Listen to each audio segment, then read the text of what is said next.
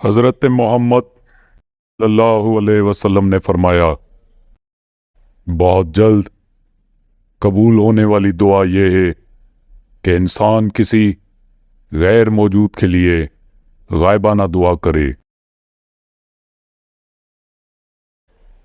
اگر کوئی شخص سلام کے بغیر کوئی بات کرے تو اس کا جواب نہ دو، بلکہ پہلے سلام اور پھر بات کرو۔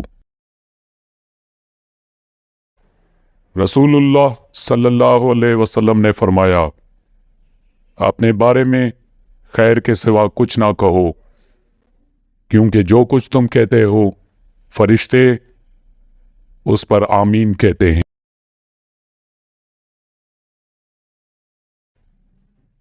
شرم و حیا کی دو قسمیں ہیں، ایک ضعف نفس سے اور دوسری قسم قوت اور اسلام و ایمان۔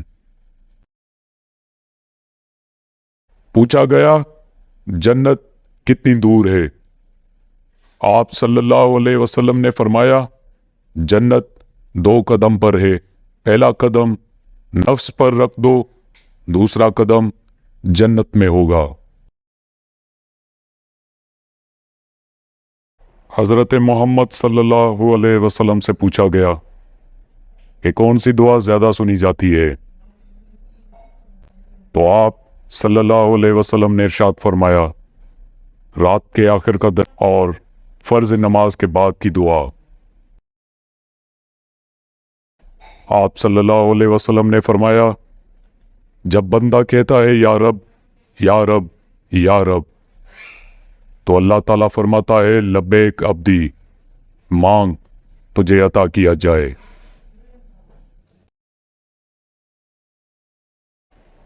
رسول اللہ صلی اللہ علیہ وسلم نے فرمایا، مسلمان مرد کے پاس اسلام کے بعد سب سے قیمتی چیز اس کی بیوی ہے۔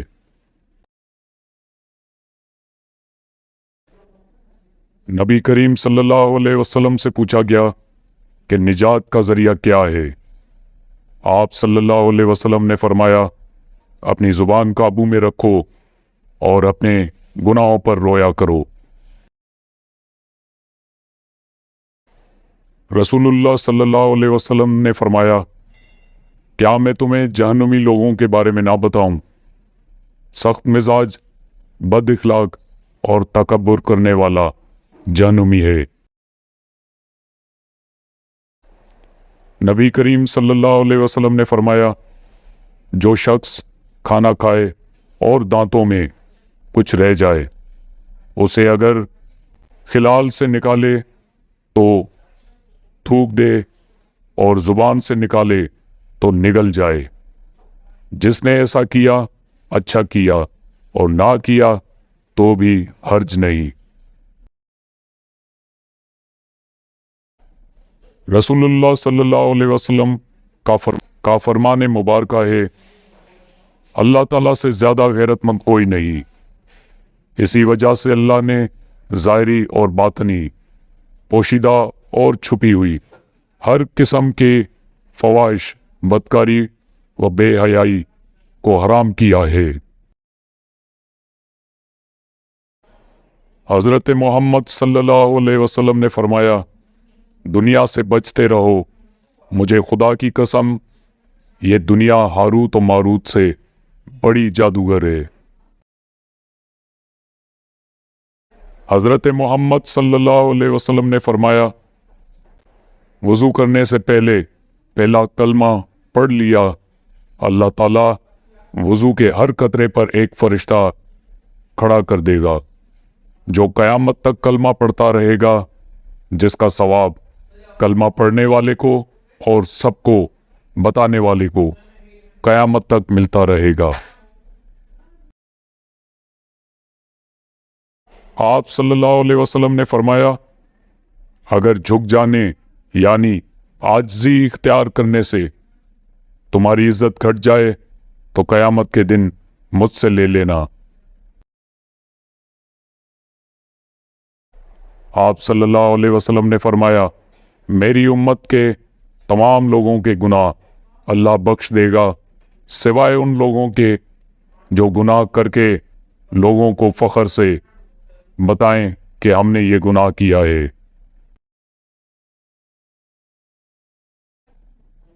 نبی پاک صلی اللہ علیہ وسلم نے فرمایا، دین دیکھو، اخلاق دیکھو اور رشتہ کر دو۔ بچہ اپنی پسند کا اظہار کر دے تو اسے نافرمانی نہ سمجھو، اور اگر بچی اپنی پسند کا اظہار کر دے کہ میری یہاں شادی کرو تو اسے بے قدر، بے حیا نہ سمجھو۔ رسول اللہ صلی اللہ علیہ وسلم نے ارشاد فرمایا، کوئی شخص اپنی طاقت سے زیادہ مہمان کے لیے تکلف نہ کرے۔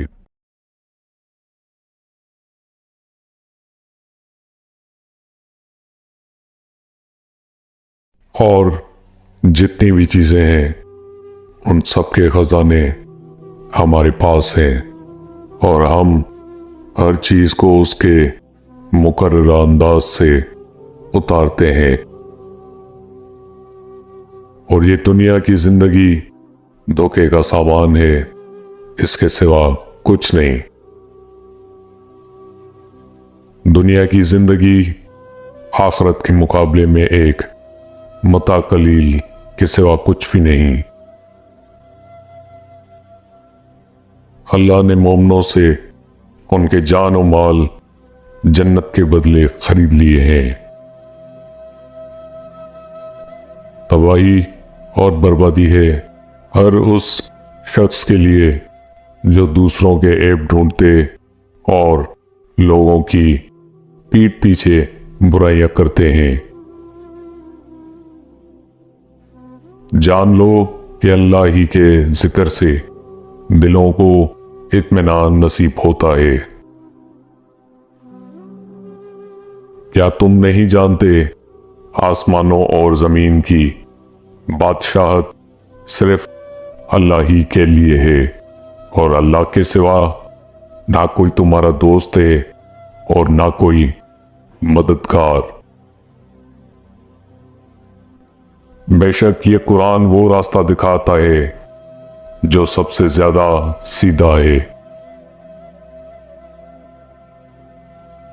اور آخر ہم کیوں نہ اللہ پر بھروسہ کریں جبکہ اسی نے ہمیں سیدھے راستوں کی ہدایت بخشی۔ اور جب قرآن پڑھا جائے تو اسے غور سے سنو اور خاموش رہو تاکہ تم پر رحمت ہو، اور تمہاری چاہنے سے کچھ نہیں ہوتا جب تک اللہ نہ چاہے۔ اللہ نے فرمایا، ڈرو نہیں، میں تمہارے ساتھ ہی ہوں، سب کچھ سن بھی رہا ہوں اور دیکھ بھی رہا ہوں۔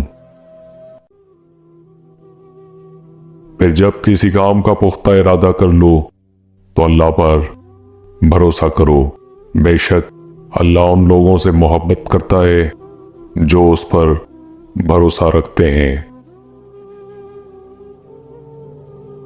ہم نے اس قرآن میں لوگوں کے لیے ہر طرح کی مثالیں بیان کی تاکہ وہ نصیحت حاصل کریں،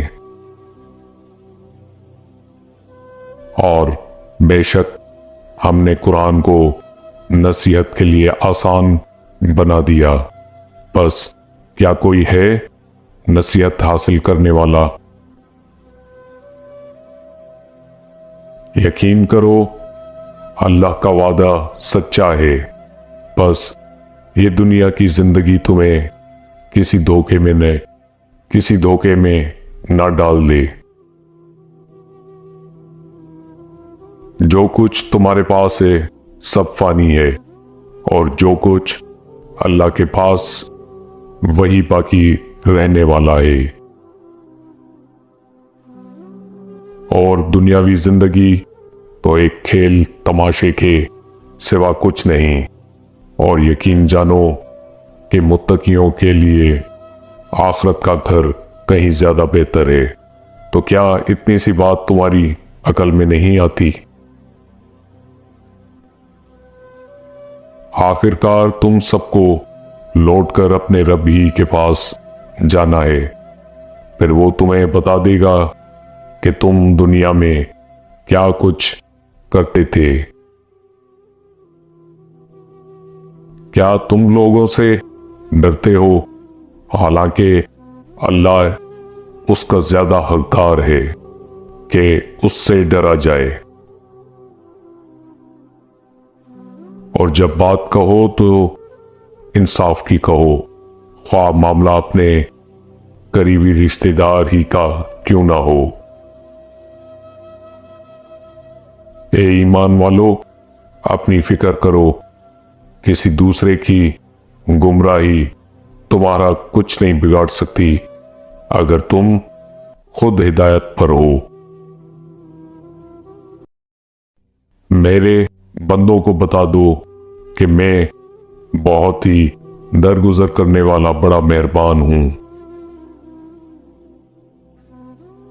بس صبر کرو، بے شک اچھا انجام تو متقیوں کے لیے ہی ہے۔ جو اللہ سے ڈرتا ہے تو اللہ ضرور اس کے لیے مشکل سے نکلنے کا کوئی راستہ نکال دیتا ہے، اور اس کو وہاں سے رزق دیتا ہے جہاں سے اس کا گمان بھی نہیں ہوتا۔ جو اللہ پر بھروسہ رکھے تو اللہ اس کے لیے کافی ہے۔ اور ہم کسی نہ کسی طرح ضرور تمہیں آزمائیں گے، کبھی دشمن کے خوف سے، کبھی بھوک سے، کبھی مال و جان کے نقصان اور آمدنیوں کی گھاٹے سے، اور ان حالات میں صبر کرنے والوں کے لیے خوشخبری ہے۔ اور عنقریب تمہارا رب تم کو اتنا دے گا کہ تم خوش ہو جاؤ گے۔ بے شک اللہ تعالیٰ بڑا باریک بین اور خبردار ہے۔ وہ دنیاوی زندگی کے صرف ظاہری رخ کو جانتے ہیں، اور آخرت کے بارے میں ان کا حال یہ ہے کہ وہ اس سے بالکل غافل ہیں۔ اے پروردگار، مجھے اکیلا نہ چھوڑ، اور تو سب سے بہتر وارث ہے۔ بے شک اللہ تعالیٰ توکل کرنے والوں سے محبت فرماتا ہے۔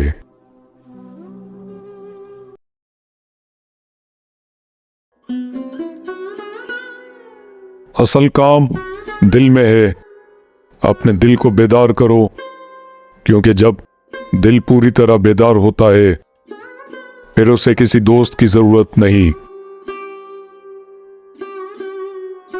تمہاری دعائیں تمہاری روشنی ہے، آپ کی عقیدت آپ کی طاقت ہے، نیند دونوں کی دشمن ہے، آپ کی زندگی واحد موقع ہے جو زندگی آپ کو دے سکتی ہے۔ اگر آپ اسے نظر انداز کرتے ہیں، اگر آپ اسے ضائع کرتے ہیں تو آپ صرف خاک میں بدل جاؤ گے۔ اے میرے رب، تو نے اس دنیا کا جو حصہ مجھے دیا ہے وہ میرے دشمنوں کو دے، اور آخرت کا جو حصہ میرے لیے ہے وہ میرے دوستوں کو دے دے۔ میرے لیے تم ہی کافی ہو۔ اللہ تعالیٰ اس کی روزی سے انکار نہیں کرتا جو اسے برا کہتا ہے، پھر وہ کس طرح اس کی روزی سے انکار کر سکتا ہے جس کے دل میں اللہ تعالیٰ کی محبت بہتی ہے۔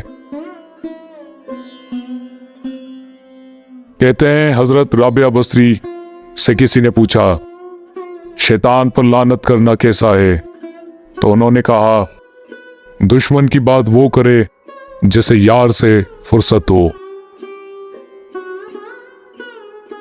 بعض اوقات منظر غلط نہیں ہوتا، عین ممکن ہے ہمارا انداز نظر ہی غلط ہو۔ انداز نظر بدلیں، منظر بدل جائے گا۔ دل کو قابو میں رکھنا اور اختیار ہونے پر नाजायज ख्वाहिशों से बचना मर्दानगी है। एक मर्तबा हजरत राबिया बसरी से पूछा, क्या आप शैतान से नफरत करती हैं? हजरत राबिया बसरी ने जवाब दिया कि खुदा की मोहब्बत ने मेरे दिल में इतनी जगह ही नहीं छोड़ी कि उसमें किसी और की नफरत या मोहब्बत समा सके। हजरत राबिया बसरी से किसी ने पूछा कि क्या गुनाहगार की तौबा कबूल होती है? फरमाया, इंसान उस वक्त तक तौबा कर ही नहीं सकता जब तक अल्लाह तौफीक ना दे, और जब तौफीक मिल जाए फिर कबूलियत में कोई शक नहीं रहता। जो बड़ाई और खुदी मर्दों के दिमागों में होती है वो औरतों के दिमागों में नहीं होती, क्योंकि किसी औरत ने अना रब्बिकुमुल आला यानी मैं ही तुम्हारा रब आला हूं का नारा नहीं लगाया। छीन कर खाने वालों का कभी पेट नहीं भरता, बांट कर खाने वाले कभी भूखे नहीं रहते। ए नफ्स, तू अल्लाह ताला से मोहब्बत का दावेदार है और उसकी नाफरमानी भी करता है। अगर तू मोहब्बत में सादिक है तो अपने रब की अताअत भी कर। मोहब्बत करने वाला अपने महबूब की अताअत जरूर करता है।